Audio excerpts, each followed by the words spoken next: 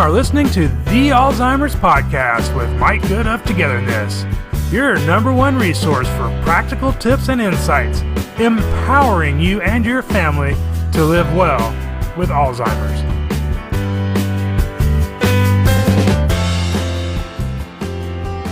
Hello and welcome to the Alzheimer's Podcast, episode 16. I'm Mike Good of Togetherness. Thank you for joining me for another episode where my goal is always to empower you to maintain a positive experience, reduce and eliminate the need for medications, and make your time together with those you care for the best it can be. Towards these goals, it's extremely important that we listen to and learn from those who are living with Alzheimer's disease or another dementia. These millions of people are members of our families and are an important and invaluable part of our society. They are brilliant, wise, and many of them are actively advocating for their rights and needs. As I wrote in my article, The Importance of Listening to the Person with Dementia, which was published by Next Avenue, our government officials, medical professionals, and families affected must stop, listen, and make changes based on what these people with dementia are telling us. Otherwise, this epidemic is going to continue to alienate millions of families who are affected by dementia. People with dementia know what is needed to help them fight back against this cruel disease.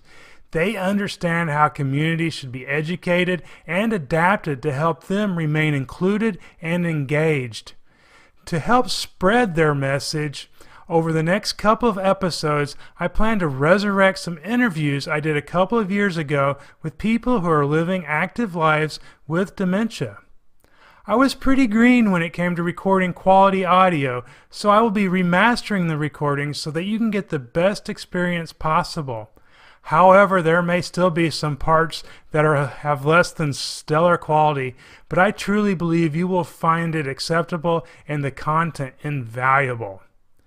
In this episode, I'm replaying my interview with David Kramer from May of 2015.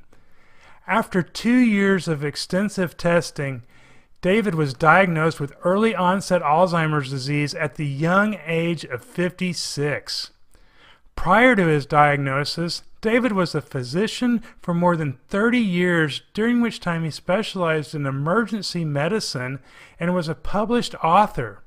Since his diagnosis, he's been an active advocate for the disease, and he runs the Facebook page Living Well with Alzheimer's, where his mission is to enhance the quality of life for people with Alzheimer's disease and related dementias.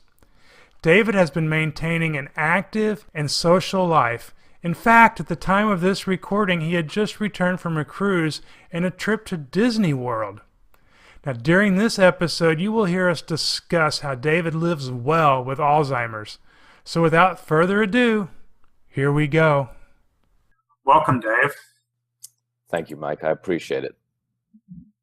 So thank you for being on the show. And I saw those pictures from Disneyland and I got jealous from you. But but before we get to that, I want to you have the site, the Facebook page, Living Well with Alzheimer's, and I'd like to have you share with us what your mission and purpose of the Facebook page is. Sure, happy to do that. Interestingly, initially when I started the Living Well with Alzheimer's page, it was a little bit on a lark. I just wanted to learn how to make a Facebook community page, and so I just searched to see if anybody had been using that title, and it wasn't taken, and so I just went ahead and used it. And after that, I realized I had a real opportunity. For so many years, the vision of an Alzheimer's patient was one of severe disability, sitting in a wheelchair, essentially unresponsive, drooling in the corner, with no real, what I call, quality of life. And as somebody who was diagnosed at a relatively young age and had a significant change in my life as a result, I felt that I had a real opportunity to show people that Alzheimer's can look very, very different than what was commonly thought about. And thus I felt it was an opportunity to show people that life does not end with the diagnosis, and that one can continue to really enjoy his life. Yeah, that's a really good point. I have to admit, Dave, I was telling you about how I got into the Alzheimer's community myself, and I used to have that same misconception, the person in the nursing home, and that's something we really need to change. And I'm hoping to help and go along that journey with you. I think it's so important to bring awareness that millions of people with Alzheimer's are still a part of society and may probably standing next to you in the grocery line when you don't even know it, because you can still contribute and still have active lives. Absolutely. And I think that the more of us who are willing to stand out and get out of the closet, so to speak, mm-hmm. and talk about the fact that we have a disease, we've got a disability. In my mind, it's no different than someone who has diabetes or coronary artery disease or something like that. It's just that it was always viewed as such an embarrassment within families, within communities, et cetera, that the stigma exists. There are still a tremendous number of people with dementia who are closeted, who, because they are afraid of losing their friends, potentially afraid of losing jobs, might not have adequate disability insurance, and thus are very, very concerned with where is their income going to come from and so forth.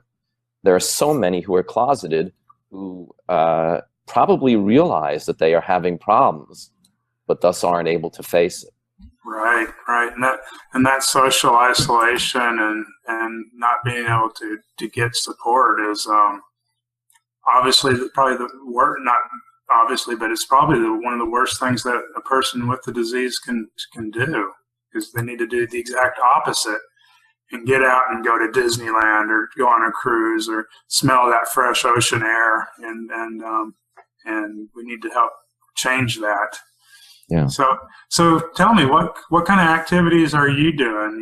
You just got back from the cruise, you went to Disneyland. You seem to be pretty active. Yeah, we try to do a lot of things. My wife schedules a ton of stuff for us to do. We are very, very social. There are commonly thought of best practices as regards patients with dementia. And one of those is staying social. Another one is staying active, exercise, eating a healthy diet. And of course, there's different definitions of that.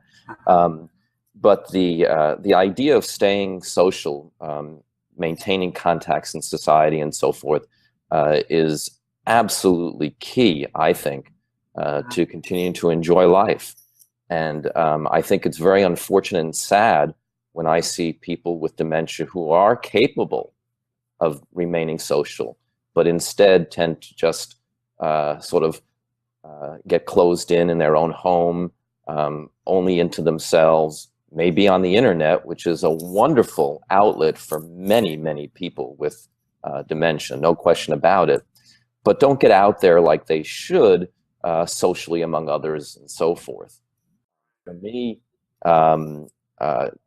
traveling for us is very important, and we just love going on cruises. We live in Florida, so Disney World, not Disneyland. I knew I said that wrong. is nearby, so that's a wonderful opportunity for us also.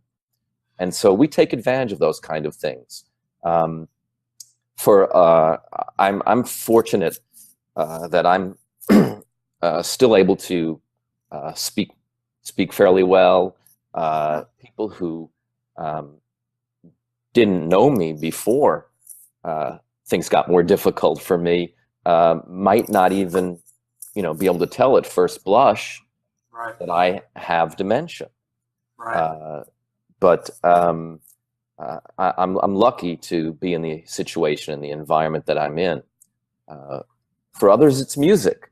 For us, we like to go also and go to the piano bar at the club we belong to, sing along, dance along. there are a lot of outlets that people can take advantage of, and that are especially good, I think, for people with dementia. Yeah, that sounds wonderful. I'm a little jealous. I wish I had a nice piano bar near my house. I kind of like that. I'll have to try harder, and I have no excuse not to go to Disneyland, which is only about an hour or so from my house. But, so let me ask you kind of a blunt question about, when you go on a cruise or you go to Disney World. For me, I'm a little introverted, so crowds and people, sometimes it's just too much for me. I would think that would be possibly too much for a person with dementia. Do you find that to? Yeah, that's a very reasonable point and a significant concern. Crowds do have an impact on people with dementia, and I know that I have more trouble participating when I'm involved in a conversation with a handful of people even than when I'm talking one-on-one like I'm doing with you now. The thoughts and the ideas and the responses are less fluid for people with dementia and don't come as easily. It's very interesting when I'm with my family, our kids, and maybe they're a friend or two of theirs, and my wife. It's very hard for me to get a comment in edgewise, because by the time I've got what I want to say and so forth, there two other people are talking about something entirely different. So it really does make a bit of a challenge, and the idea of crowds being difficult is definitely true for people with dementia. For me, having my wife with me in those kind of situations makes it vastly easier. She does the planning. She makes sure that scheduling is done, things are taken care of, that we are where we belong at the right time, and so forth. And just those kind of common day-to-day assistance is, I think, crucial to my success in being able to enjoy life.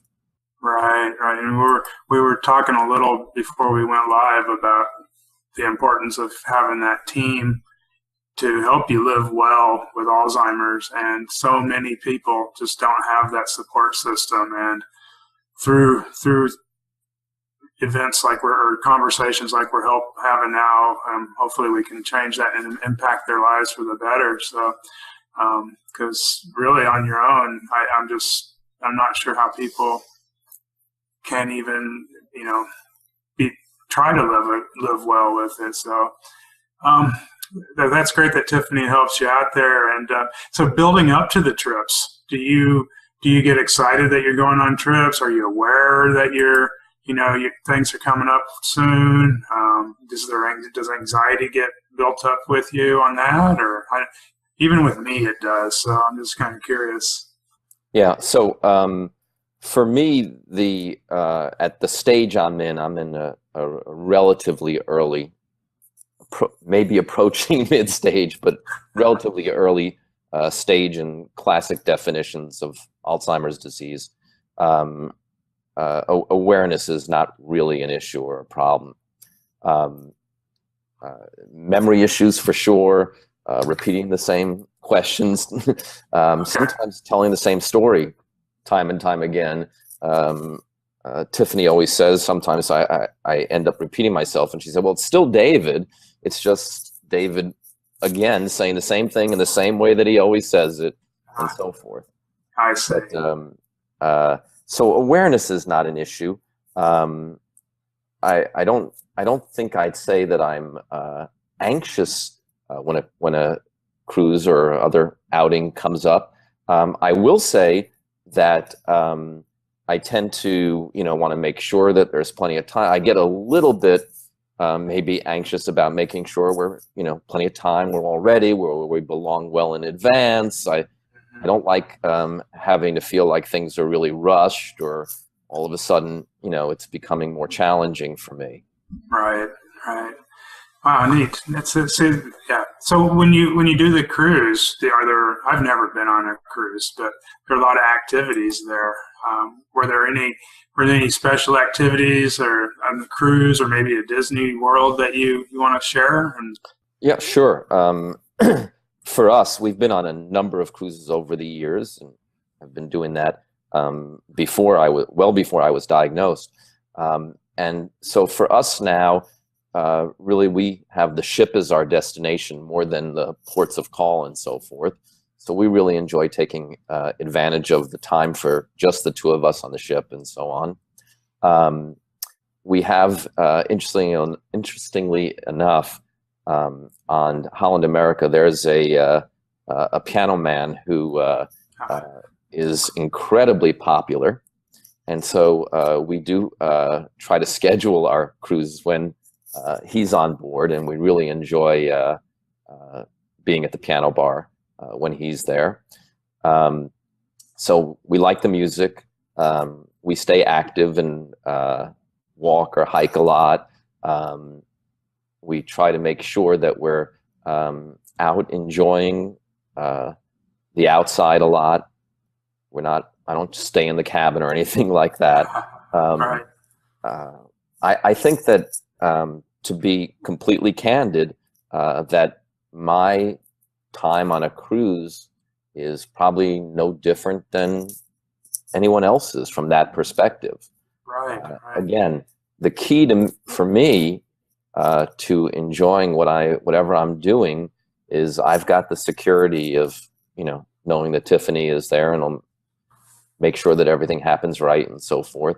I think it's a lot of weight on her shoulders. And I think a lot of people underestimate the importance, the impact, and the pressure on a family caregiver. Right, exactly. So you answered a couple of my thoughts I was having. It sounds like for where you're at, there's really no reason to even share with anybody on the ship that you have Alzheimer's, because like you said, it's really no different for you than anyone else. So, because we hear about dementia friendly, and of course, a certain stage of the disease, the dementia friendly, and the awareness from people helping us in professional ways is important. It sounds like with the cruise or even Disneyland World, there's no reason to even mention it to anybody. Right. So it's interesting because obviously with my Living Well with Alzheimer's page and so forth, I mean, I am, completely out of the closet as far as my dementia is concerned. So I am not at all shy about it. On the other hand, certainly on initially meeting people, I don't feel any obligation to warning them that I have dementia. I mean, and there are a lot of people who, just simply would not know. I think unless they knew me over time. Exactly. It's not something I'm shy about. I'm not embarrassed at all. Again, I think that there are too many who are, and I think that the more we can remove any stigma attached to dementia and Alzheimer's, I think the better off we'll be. Okay. But from that perspective, I don't feel any need to announce it initially. So I can bet that you would tell anybody with dementia to, hey, try it out. But what would you tell the care partner that's worried about? She wants to help her husband go out and maybe take a cruise or go to Disney World or do something, but she's a little uncomfortable with it. You have any thoughts or suggestions on helping that family member who might be struggling to do it? Yeah, and I understand that, just like I understand how people, especially when they're diagnosed, can sort of feel the need to withdraw, feel some initial embarrassment, especially for those who aren't, in the medical profession, some initial embarrassment. You don't want to be looked upon as being weird or different or odd. I think that in general, it sort of self-selects who your good friends are versus those that are simply acquaintances. There are definitely people who sort of leave your life as far as social life is concerned. There's no question about it. And I will not tell you what I think of those kind of people, but you can well imagine. I think that there are a lot of really good and understanding people who, just get that it'll take a little bit longer, maybe for you to answer, that you're not going to be as sharp as you were before, especially over time. But there are a lot of people, I think, who are understanding.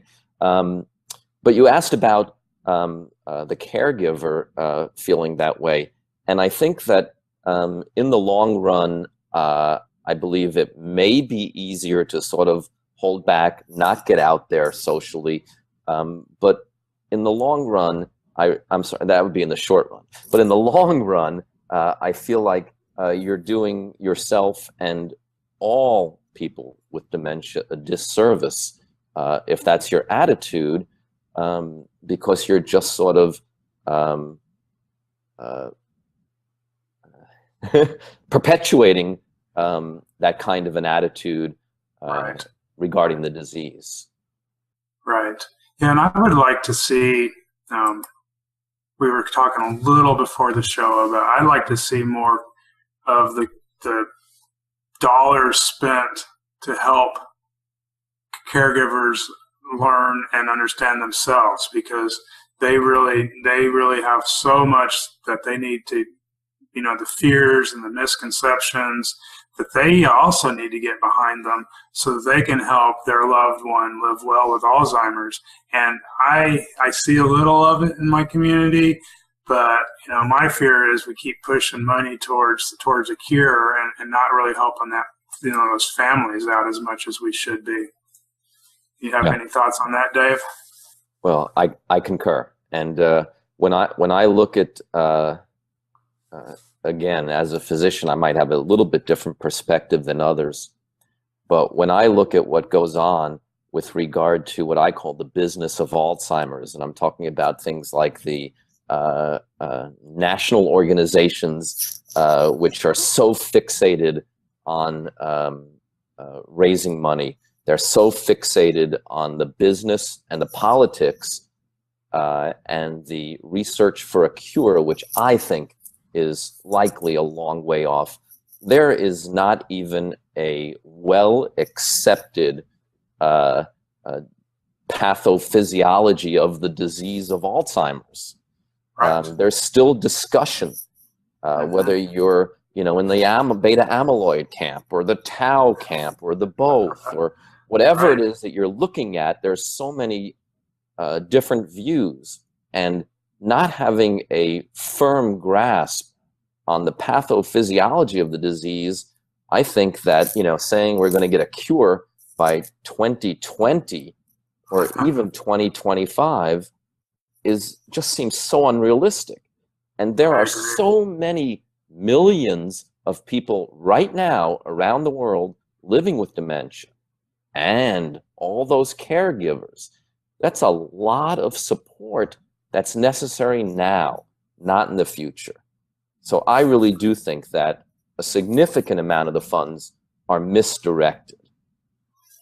Yeah, I absolutely agree. And I cringe when they say we're going to find a cure by 2020, whatever that date is. Yeah. Because to me, that downplays the complexity of the disease. It makes it seem like, we can just, once we put some focus here, we're going to be able to fix this thing.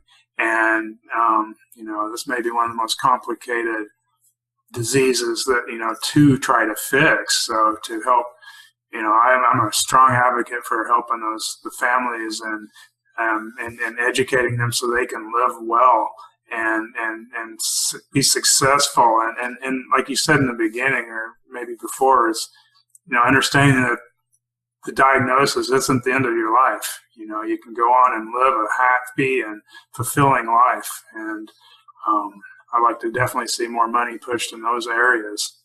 Yeah. So, go ahead. I was going to say, I'm very fortunate, but I'll tell you that when I was diagnosed, as you mentioned, after almost 2 years of testing, it was sort of a double-edged sword. So for my wife, it was like, okay, finally we know what's going on, Right. so we can put all that testing and everything else that we were focusing on behind us and live. So for me, it was a bit depressing, to be perfectly honest. You sort of, get a life sentence. Of course, everyone's going to die, and no one knows how long, how long I'll be in early stages, for example. Right. No one can tell me, that at X date, I'm going to be in mid or late stage disease. So from my perspective, I'm on the 20-year plan. I plan on doing extremely well for at least 20 more years. Amen. Cool. But I was probably in some, having some depression when I was diagnosed. It's a very, tough thing to take initially.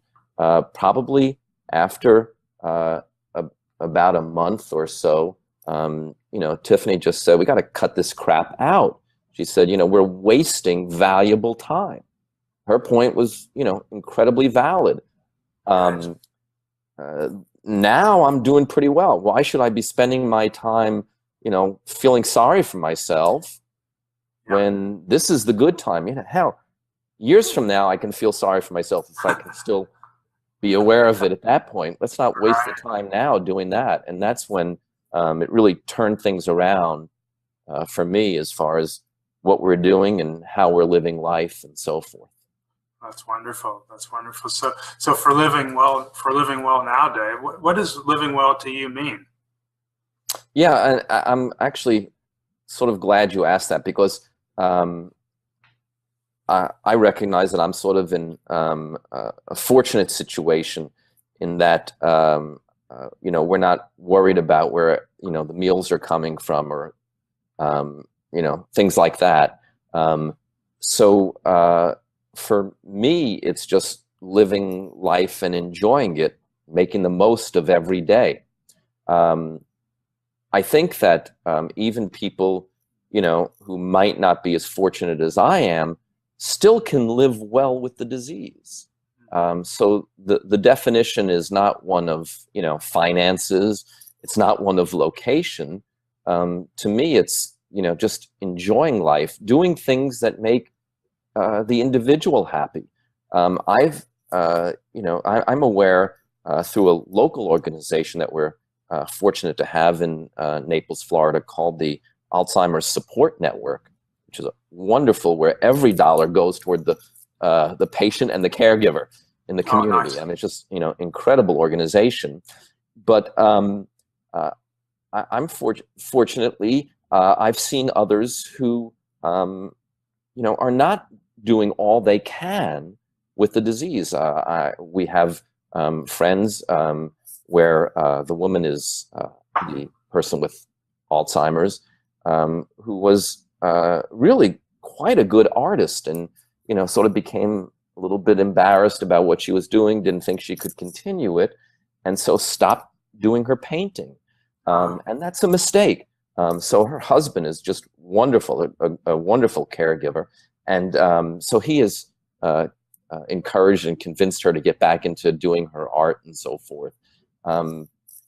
Music is, so important, something everybody can appreciate. Personal music, whatever it is that the individual loves, probably grew up with, whatever time they were younger and so forth, as far as a music type genre,